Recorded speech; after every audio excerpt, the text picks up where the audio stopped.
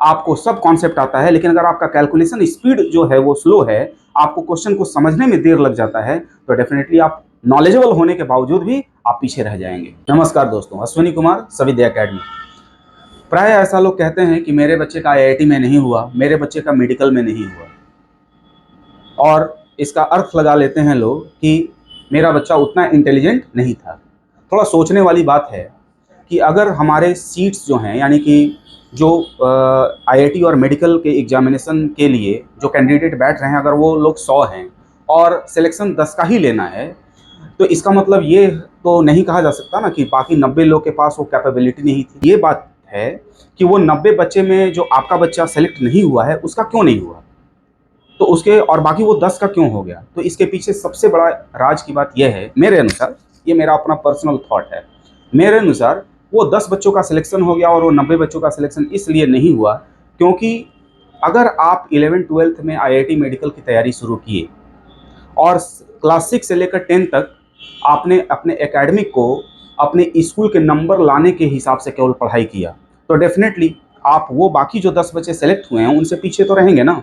क्योंकि आपको ये लगता है कि क्लास 6 से लेकर 10 तक की जो पढ़ाई है वो हमारे स्कूल में नंबर अगर आ जाए तो बहुत ही अच्छी बात है, जबकि क्लास 6 से 10 तक का जो सिलेबस है सीबीएसई बोर्ड का, उसको गहराई से अगर पढ़ें आप, तो मैं वादा कर सकता हूं एंड दावा भी कर सकता हूं कि 30% क्वेश्चन आईआईटी और मेडिकल में आया हुआ 10th क्लास तक के बच्चों से बन जाएगा।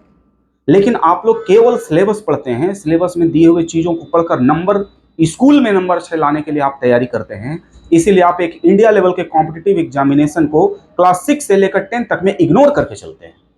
और यही सबसे बड़ा कारण है कि आप उस 90 बच्चे के कैटेगरी में चले जाते हैं, जबकि आप उस 10 बच्चे के कैटेगरी में आसानी से आ सकते थे, क्योंकि ये अप्लाइड है। ये जो एग्जामिनेशन है ना आईआईटी और मेडिकल का, वो अप्लाइड थिंग्स है, वो कोई थेसिस नहीं है। क्वेश्चन बनाना है, थ्योरी पर बेस्ड है। अगर आपको अपने कॉन्सेप्ट पर पकड़ है तो ऐसा हो ही नहीं सकता है कि आपका क्वेश्चन नहीं बनता आपसे। एक दूसरी और चीज़, दूसरी बहुत ही इंपॉर्टेंट चीज़, कभी कभी देखा जाता है कि बहुत ही इंटेलिजेंट बच्चे का भी सिलेक्शन आईआईटी मेडिकल में नहीं हो पाता है। इसके पीछे एक रीजन और है कि बच्चे का स्पीड। देखिए, एग्जामिनेशन हॉल में ये कोई नहीं देखता है कि आप कितने इंटेलिजेंट हैं। एग्जामिनेशन हॉल को में एग्जाम जीतने का साफ और साफ फंडा है कि किसने कितना ज़्यादा नंबर लाया।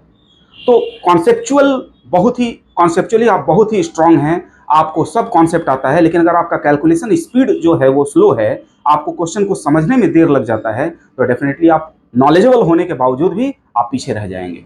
जैसे हम लोग के साथ हुआ, हम लोग बिहार बोर्ड का लड़का थे, हम लोग के साथ क्या होता था कि हम लोग को अंग्रेजी समझने में टाइम लग जाता था। हम लोग सब कुछ 10th क्लास तक हिंदी में पढ़े थे, तो हम लोग क्वेश्चन को अभी भी हम लोगों को ऐसा होता है कि कोई लैंग्वेज को पढ़ने के लिए हम लोग को 2 बार पढ़ना पड़ जाता है, क्योंकि कहीं ना कहीं नस में भरा हुआ है, दिमाग में कहीं ना कहीं हिंदी का जो इम्पैक्ट है वो बहुत ज़्यादा है।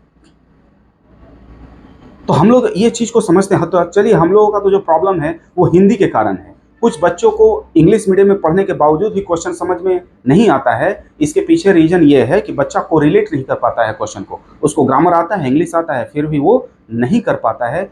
इसके लिए ज़रूरी है कि क्लास 6 से लेकर 10 तक की पढ़ाई को आप केवल बोर्ड के नंबर लाने के हिसाब से ना पढ़ें, अदरवाइज आप उस 90 बच्चे के कैटेगरी में आ जाएंगे, यानी कि नॉट सिलेक्शन वाले कैटेगरी में आप अपने आप को मानने लगते हैं। जबकि देखा जाता है कि वो जो 10 बच्चा आईआईटी या मेडिकल या टॉप इंजीनियरिंग या मेडिकल कॉलेज में पढ़ रहा था, और ये जो 90 बच्चा के कैटेगरी में है, वो भी कोई छोटे मोटे प्राइवेट कॉलेज में पढ़ रहा है इंजीनियरिंग या मेडिकल का। और जो दोनों जन प्लेटफॉर्म में आए तो पता चला कि वो 90 बच्चे के जो कैटेगरी में बिलोंग करता था वो ज़िंदगी के रेस में आगे हो गया है। इसका मतलब क्या है?